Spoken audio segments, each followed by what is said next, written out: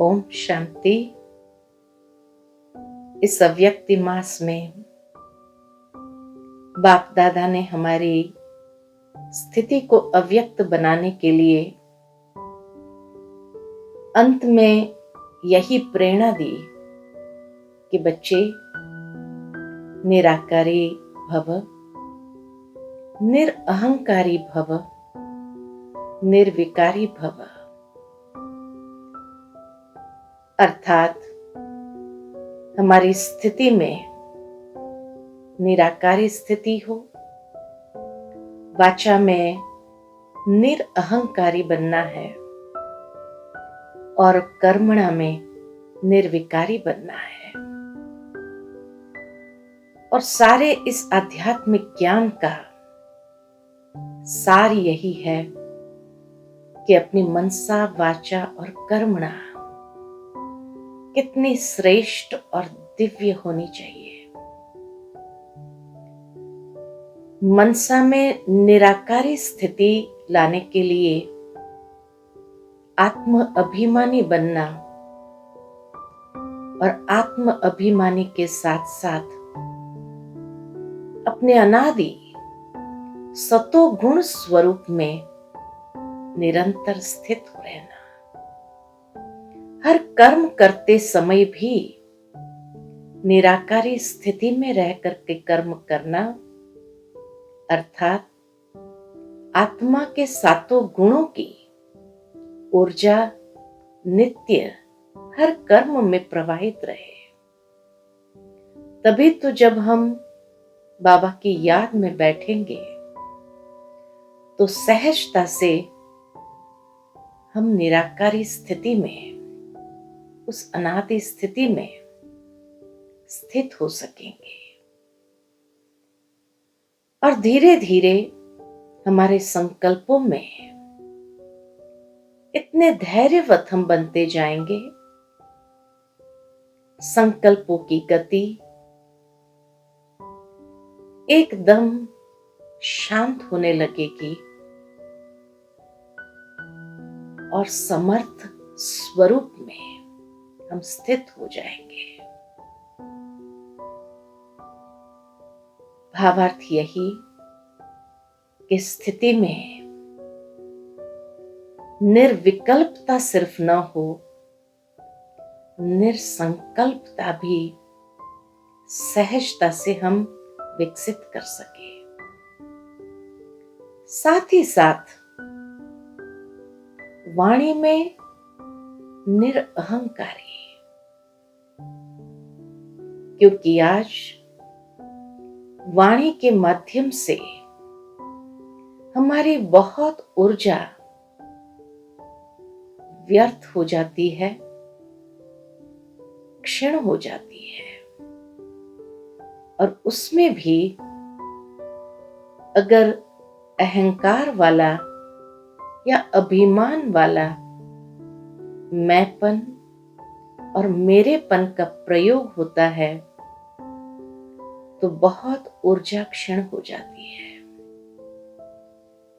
इसलिए जब बाबा ने निरअहंकारी कहा, अर्थात वाणी में निमित्त भाव, निर्माण भाव, हर समय यह स्मृति रहे, करन करावनहार बाबा करा रहा है। मैं निमित्त हूं, करनहार हूं। इस विधि से धीरे धीरे वाणी में भी सहजता, सरलता, निर्माणता आने लगेगी, जिससे उपराम होना स्वाभाविक है। और तीसरा, कर्मणा में निर्विकारीपन, अर्थात विकारों में अहंकार आ जाता है, परंतु फिर भी बाबा ने अहंकार को अलग करके बाकी सब विकारों में भी सहजता से हम जीत प्राप्त कर सके। क्योंकि जब कर्मणा में कोई ना कोई विकारों का अंश होता है, तब जीवन में अनेक विघ्न भी क्रिएट होने लगते हैं और वो विघ्नों को पार करना बहुत कठिन होता है। विघ्न से लड़ना, उसके ऊपर विजय प्राप्त करना, उसमें काफी समय व्यर्थ चला जाता है। इसीलिए कर्मणा में जैसे जैसे निर्विकारी स्वरूप हमारा बनता जाएगा, वैसे निर्विघ्न सहजता से हो जाएंगे। अर्थात अगर विघ्न आए भी तो जैसे पानी पर लकीर, वो विघ्न हमारी आंतरिक स्थिति को, हमारी ऊर्जा को कम नहीं होने देंगे। और इस तरह से जीवन में हर विघ्न के ऊपर सहजता से विजयी स्थिति का अनुभव करेंगे। क्योंकि अब जैसे जैसे अंतिम समय की ओर आगे बढ़ रहे हैं,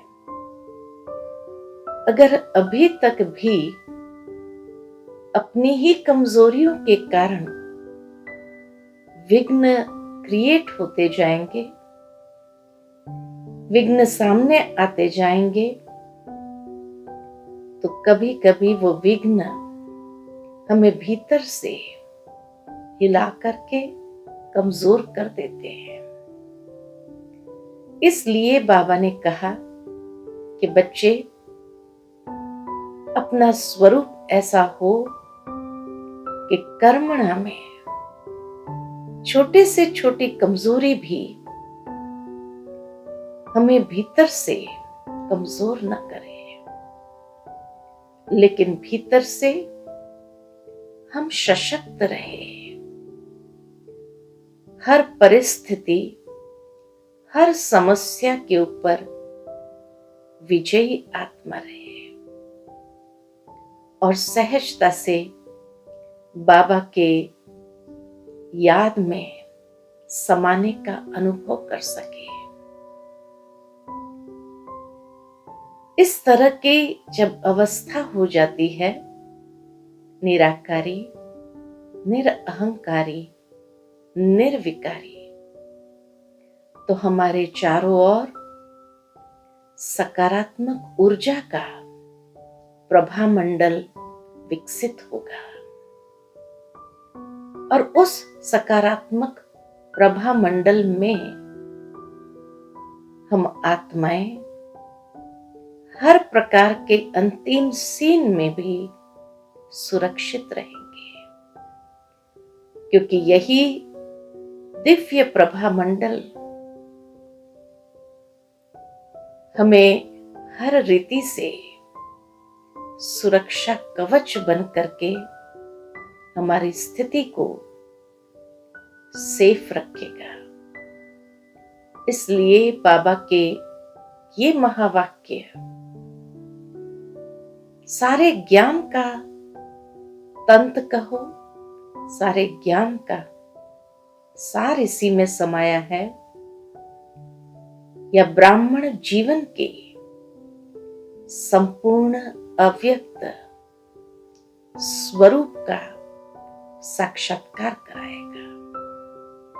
क्योंकि एक तरफ हम दुनिया में देखते हैं मनुष्य कितना देह अभिमान वश हर कर्म कर रहा है, अनेक विकारों से ग्रस्त है। वहां जब ऐसी आत्माएं दुनिया के अंदर अपनी स्थिति बनाती जाएंगी, तो यह परमात्मा साक्षात्कार सहज कराएगा और स्वयं को भी फरिश्ते स्वरूप में सहजता से अनुभव कराएगा। तो थोड़ी क्षणों के लिए चलते हैं इसी याद के अभ्यास से और अपने अनादि स्वरूप को स्पष्ट करें। कुछ क्षण के लिए स्वयं को अपने अनादि स्वरूप में, परमधाम में महसूस करें। मैं आत्मा निराकारी स्वरूप हूं, अशरीरी हूं।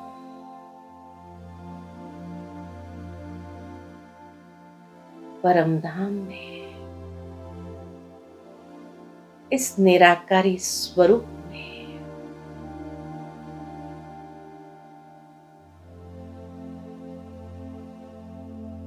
मैं आत्मा अपने अनादि स्वरूप सतोगुण स्वरूप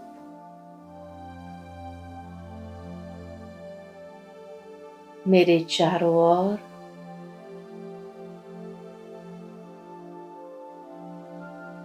अपने दिव्यता का प्रभा मंडल फैला हुआ है।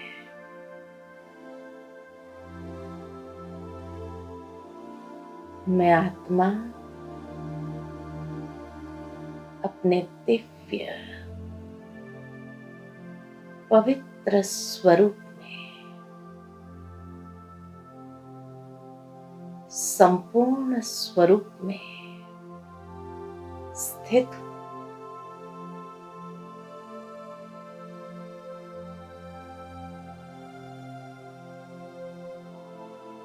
यही पवित्रता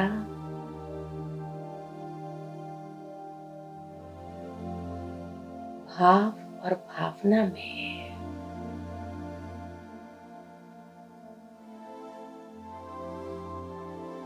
शुद्ध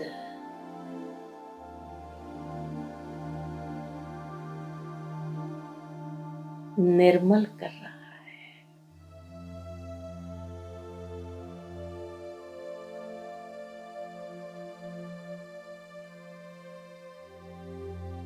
जैसे जैसे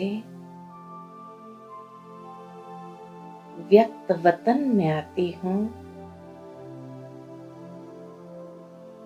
निर्मल भावनाएं प्रवाहित होती है।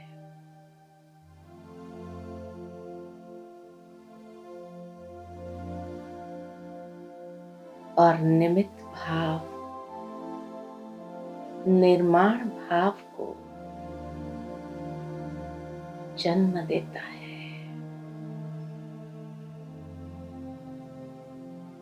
करन करावनहार बाबा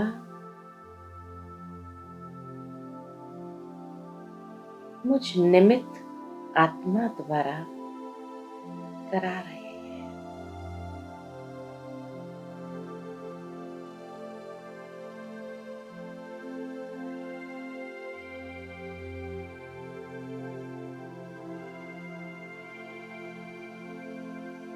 और कर्मणा में धीरे धीरे मैं निर्विकारी स्वरूप में स्वयं को देख रही हूं। बाप समान संपूर्ण अव्यक्त